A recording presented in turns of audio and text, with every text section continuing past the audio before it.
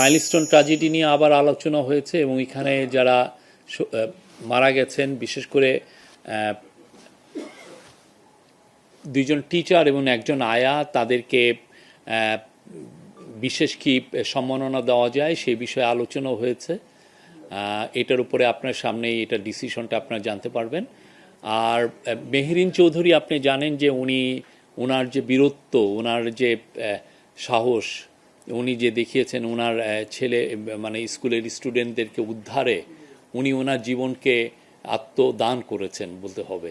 তো ওনার উপরে ওনার নামে এডুকেশন মিনিস্ট্রি একটা ন্যাশনাল অ্যাওয়ার্ড ঘোষণা করবেন খুব শীঘ্রই।